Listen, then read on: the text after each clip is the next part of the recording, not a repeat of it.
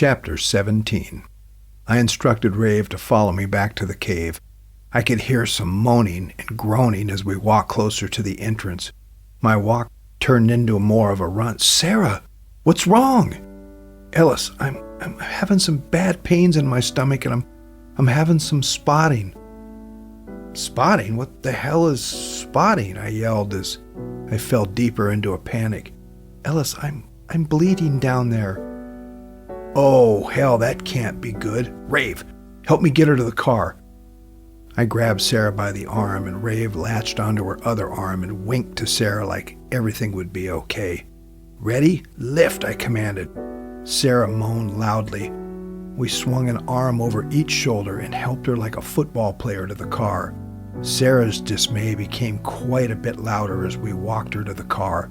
I tried to reassure her that everything would be okay. We helped Sarah lay across the back seat so she could be as comfortable as possible as we drove down the hill. I couldn't help driving too fast. "Ellis, you gotta drive slower," Rave urged. "You're gonna kill us all." I kept asking Sarah if she was okay, and each time she had more difficulty answering me. I rolled down the hill and right out of the gate with dust flying everywhere. It seemed like it took us forever to get to the hospital. Finally, we pulled into the emergency area and I slammed onto the brakes and ran to the reception area screaming I had an emergency.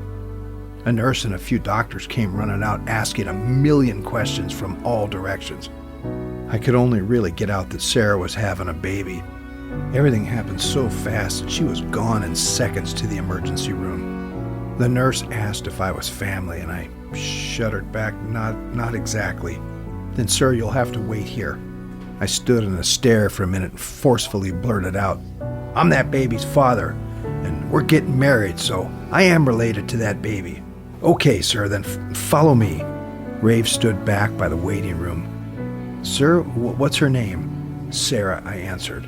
"How old is Sarah?" "She's 17. As soon as I said it, I knew I made a mistake. "Sir, we cannot treat her if a parent has not given us permission. Does she have a parent?" My guts were twisted because her life was in the balance, and I knew what would happen if her dad got a hold of her or me for that matter. "Sir, I need to know now, before it's too late." "Yes, her father's Mr. Ames, a police officer." I cringed as soon as I said it. "Oh, I know Officer Ames," the nurse responded. "I can get a hold of him." Without warning, I was pushed out of the way by doctors running to Sarah's room. The announcer came over the PA. "Dr. Hansen, please report to the ER stat, code blue. Code blue," they repeated.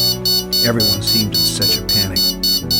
"What's going on?" I asked the nurse.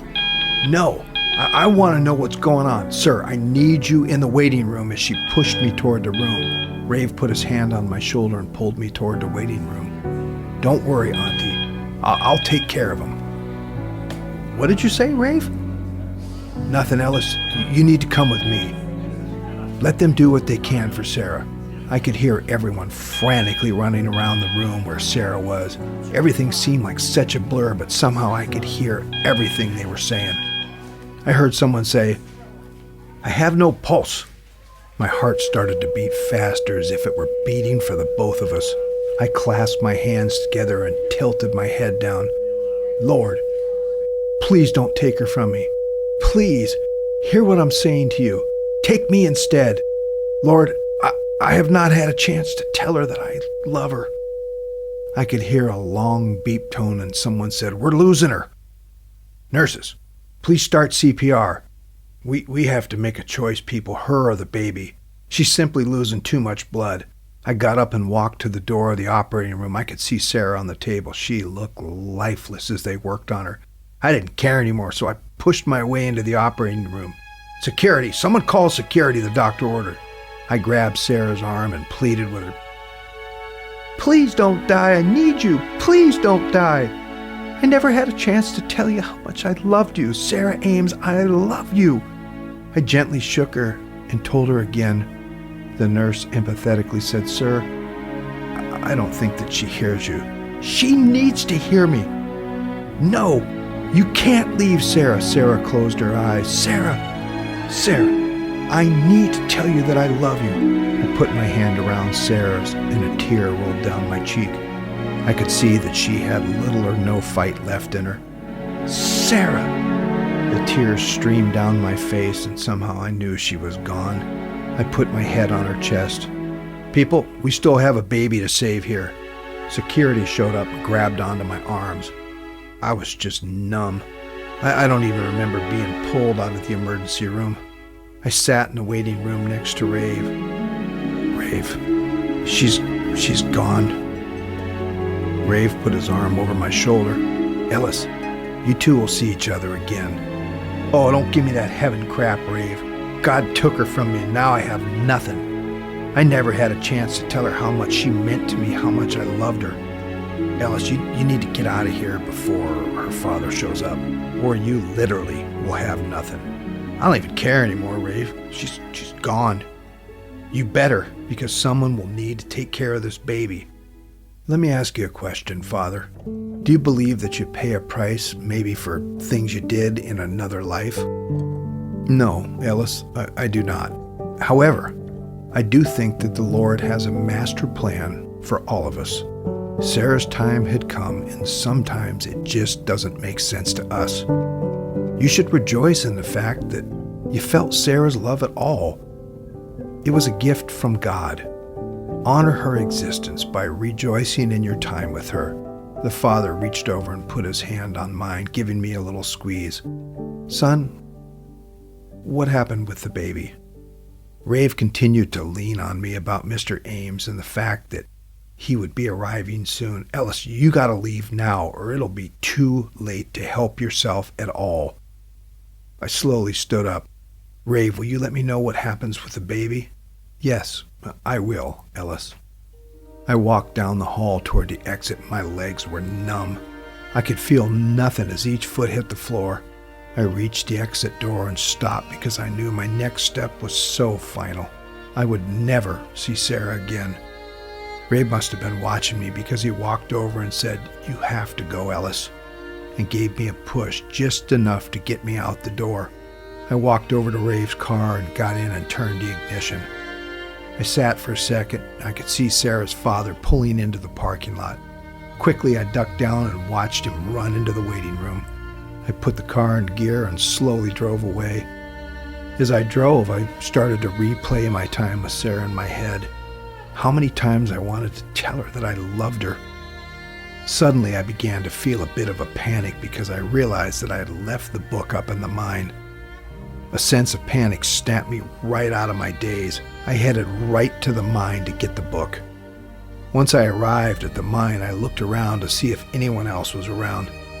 I went in to get the book. Without thinking, I walked right in, and it hit me right in the face. Sarah's gone. I fell down to my knees with tears in my eyes. I looked around at Sarah and my home. It was just a mine, but it was so much more to me than that. I grabbed her sweater and took a deep breath so I could smell her angelic aroma one more time. Sarah rarely, if ever, wore perfume, but she had a scent that was unforgettable. Her hair, her clothes, and her skin. I put the sweater back in the box and looked at the Playboy and smiled, because I knew that her sense of humor was so perfect for me. I was trying so hard to understand why she was taken from me. I crawled over and grabbed the remedy book. I sat and started to look through for any clues that might help me. I was still upset with Ray for this entire thing, but somehow I felt like a parent that their kid had done something stupid that I had to deal with. I realized that fear sure goes away when you have little or nothing to lose, and that must have played into what Rave has done. I can remember an uncle that married into the family that was on the front lines during Vietnam. I was so curious if he was scared when he was there. He had a fairly simple answer that it was me or them. It all made sense to me now because now I felt like it was me or them. I flipped through the book in awe of the people that I knew and never even considered that they may be involved in such a sinister organization.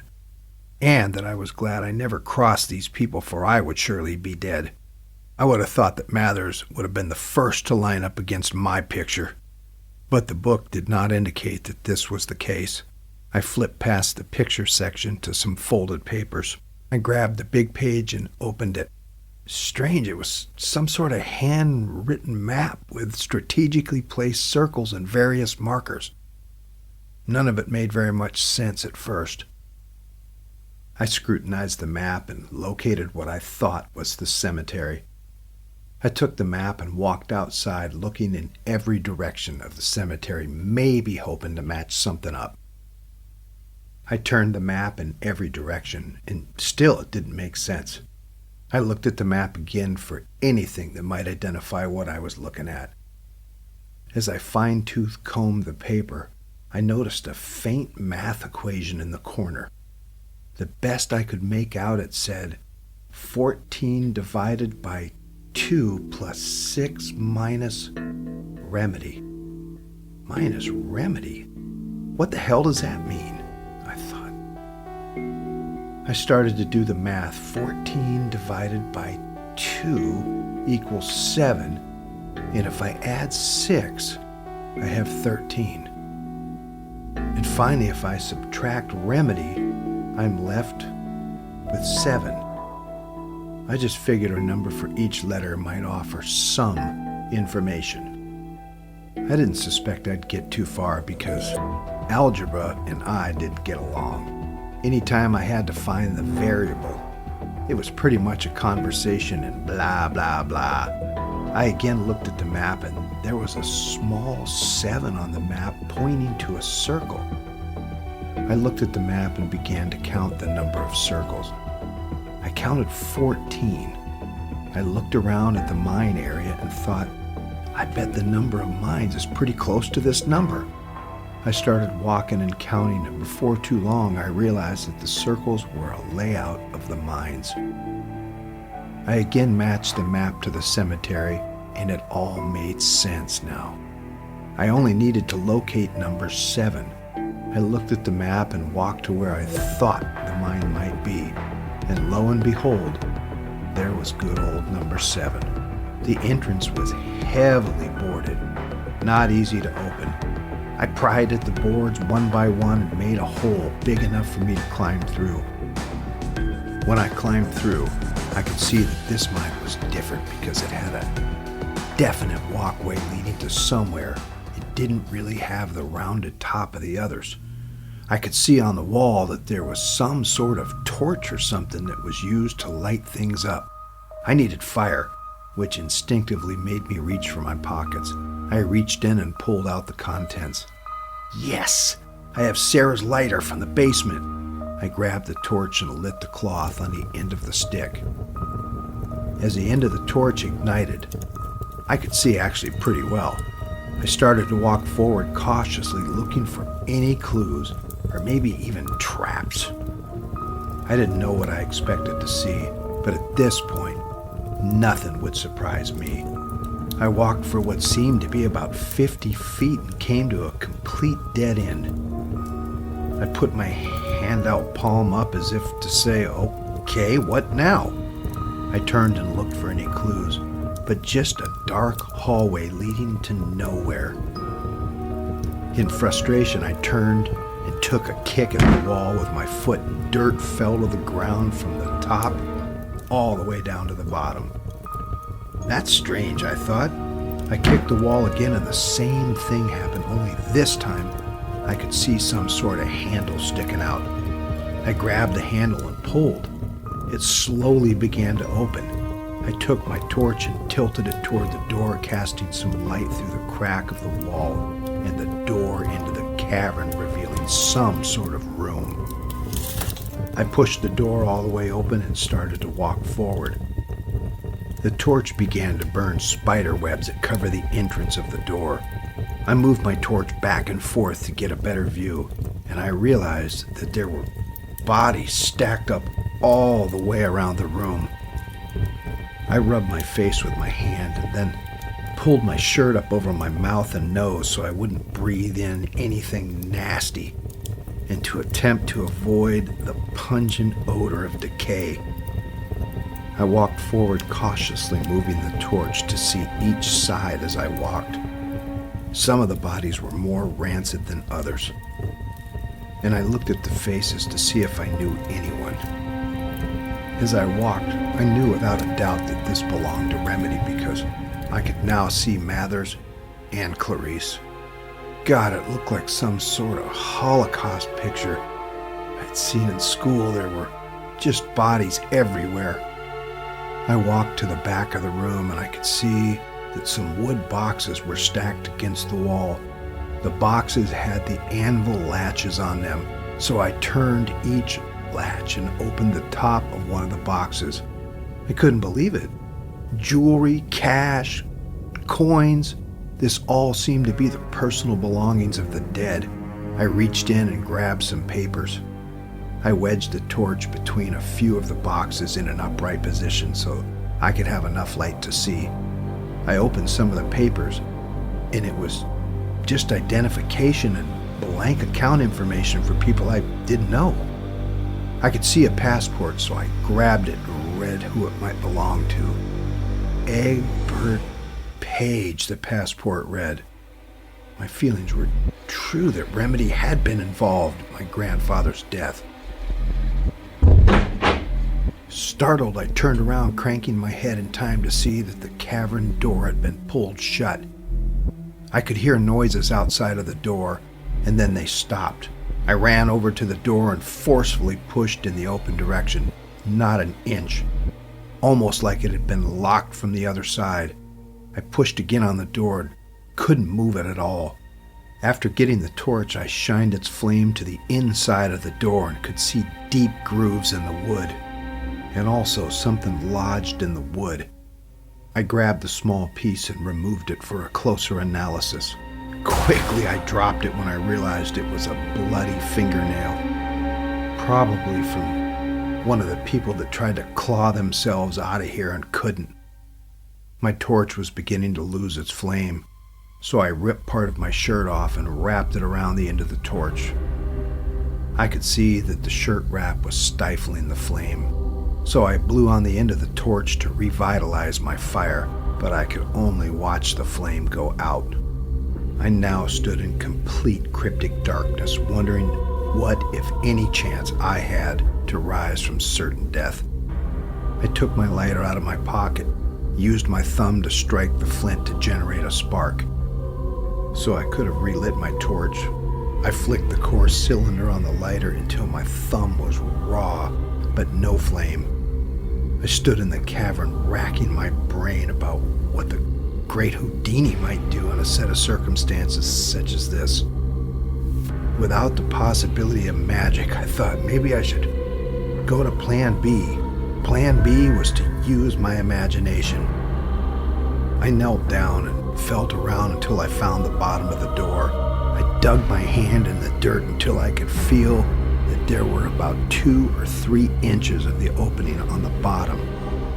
This was no easy task because the dirt was more like an oven-baked clay, hard pan clay substance. I wrapped my hands around the bottom of the door and began to pull back and forth, trying to create an opening. But it was just no use. I didn't have enough leverage. I needed something to create some space in the doorway so I could get through. I sat and put my back to the door and ran through the limited ideas that the pitch dark presented. Then it came to me. What kind of light bulb casts no light, but it can shine through in any gloomy situation? An idea. What if I used one of the bones to pry the door open? I looked into the darkness of the room and tried to remember what I saw, the layout of the carcasses. I knew the only way to find what I needed was to crawl from body to body and find one that was deteriorated enough that I could pull a femur bone off the skeleton to use to leverage the door open. I knew those dreadful science anatomy classes would pay off someday. I remembered that the femur bone was the biggest and strongest bone in the body and would provide me with the most leverage. I took a deep breath and reminded myself that it was me or them, and that I had to do this if I were to survive. I began to crawl in the dirt towards the bodies and used my hands to see. Every once in a while I'd flick the lighter to give me a reference point. I already knew that the bodies on the right just weren't far enough along in the rotting process. so I could get a sufficient tool, so I headed for what I thought was the back of the room. Finally, I made it to some corpses that by touch felt pretty rancid. I was no expert in body decay, but the best-looking provider was lying under Clarice and Bo. I established a good base with my knees and grabbed onto Bo to slide his body over to get to the one I wanted. I grabbed his arm in his leg area and began to pull. After some gruesome, wet crunching sounds, my fingers sunk to the bone through the remaining flesh and engulfed me in a death aroma. I used the same procedure to move Clarice. I now had the access to the body that I needed. I felt my way down to the femoral area and began pulling any remaining skin off of the bone, which was nasty because the smell worsened as I broke through the skin crust to the fresher meat. Every once in a while, I would have to shake the tissue gel off my hands because it stuck to my fingers and made my task very slippery and more difficult. I could feel that the 5 ligaments were attached, but they let loose with little effort at the knee joint. I wrapped both hands around the bone and used the pelvis to push against with my feet until I heard several cracking sounds and the giant bone let loose, causing me to fall backwards in a reverse somersault. I felt a bit bad about tearing this person's body apart, so I said a quick thank you and began to crawl back toward the door. Once I arrived, I got my bearings by checking with my hands and then slid the butt of the bone under the door by the jamb. I stood up and grabbed the end and lifted for all I was worth, cracking the door at the bottom. I readjusted the bone after pushing it in further and gave a huge heave-ho, breaking the bottom of the door open about 2 feet high. I grabbed with my hands with all of my might to complete the opening. I bent down and looked out of the hole and could see light at the end of the tunnel. I was taking no chances. I lay down on my stomach and snaked my way through the hole to the other side. I got up and brushed myself off, realizing that I had just wiped tissue on my pants. I turned to look at the door, quickly realizing that this was no accident. Someone was here because they put a 2x4 in the door locking rungs that were intended for me. My first thought was Rave. He knows where I am. I now knew that I could no longer stay at the mines because it was just a matter of time before they came back for me. I went back to the mine and packed up any trace of me and put it in Rave's car and drove back to town. I knew it was time to touch base with Sarah's dad. This way I could offer my demands.